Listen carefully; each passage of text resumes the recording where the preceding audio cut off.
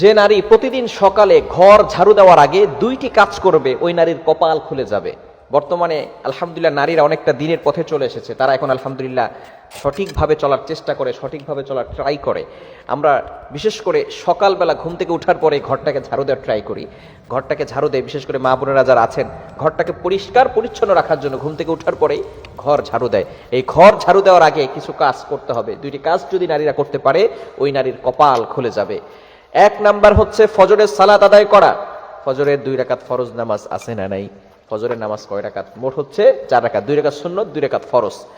নবীজি সাল্লাল্লাহু আলাইহি সাল্লাম জানিয়ে দিয়েছেন, সহিহ মুসলিম শরীফের হাদিস, যে ব্যক্তি ফজরের 2 রাকাত ফজরের নামাজ আদায় করবে, আল্লাহ পাক রব্বুল আলামিন তাকে জিম্মায় নিয়ে নেবেন। ওই ব্যক্তিকে দুনিয়ার কোনো শত্রু কোনো ক্ষতি করতে পারবে না। আল্লাহ পাক রব্বুল আলামিন নিজে পরের দিন ফজর পর্যন্ত তাকে হেফাজত করতে থাকবে। আল্লাহ পাক রব্বুল আলামিন তার জিম্মাদার হয়ে যাবেন।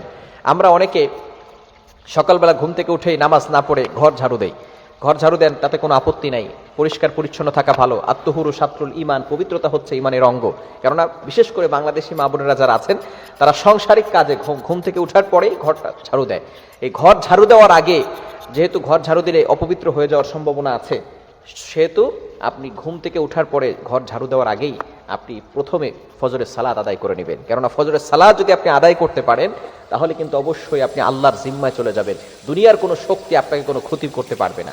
অনেক সময় মেয়েদের বিয়ে বন্ধ হয়ে যায়, এরকম হয় কি হয় না? বিয়ে হচ্ছে না, সবাই আসতেছে বারবার, কিন্তু কোনো কাজ হচ্ছে না, বিয়ে বন্ধ হয়ে যাচ্ছে।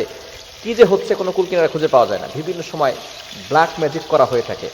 যদি কোনো ব্যক্তি ফজরের নামাজ পড়ে তাহলে আল্লাহ পাক রব্বুল আলামিনের জিম্মায় সে চলে যায়, তাকে কোনো ব্যক্তি জাদুটনা করে কোনো ক্ষতি করতে পারবে, কেননা এখন আল্লাহ পাক রব্বুল আলামিন তাকে জিম্মায় নিয়ে নিয়েছে। দ্বিতীয় নাম্বার আমল হচ্ছে কোরআনের তেলাওয়াত করা। সূরা ইয়াসিনের তেলাওয়াত করতে পারেন, সূরা রহমানের তেলাওয়াত করতে পারেন। সূরা ইয়াসিনের এতটা ফজিলত রয়েছে, যে ব্যক্তি প্রতিদিন সকালবেলা ফজরের নামাজের পরে সূরা ইয়াসিনের তেলাওয়াত করবে, আল্লাহ পাক রব্বুল আলামিন তাকে সকল প্রকার অভাব এবং বিপদ থেকে হেফাজত করে দিবেন। ওই নারীর কোনো টেনশন থাকবে না যে নারী ঘরের ভিতরে কোরআন তেলাওয়াত করবে।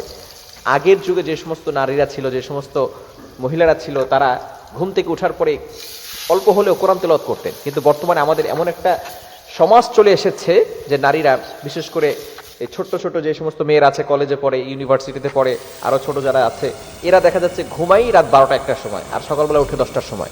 এরকম কিছু নারী আছে না নাই? খবরদার, এটা করা যাবে না। সকালবেলা ঘুম থেকে উঠার পরেই আপনি নামাজ পড়বেন, এরপরে কোরআন তেলাওয়াত করবেন। সূরা ইয়াসিনের অনেক ফজিলত রয়েছে।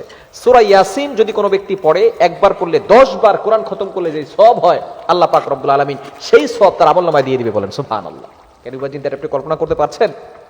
শুধু তাই নয়, যে ব্যক্তি সকালবেলা সূরা ইয়াসিন পড়বে, আল্লাহ পাক রব্বুল আলামিন তাকে বিপদ আপদ থেকে হেফাজত করবেন, আল্লাহ পাক রব্বুল আলামিন তাকে অভাব থেকে হেফাজত করবেন।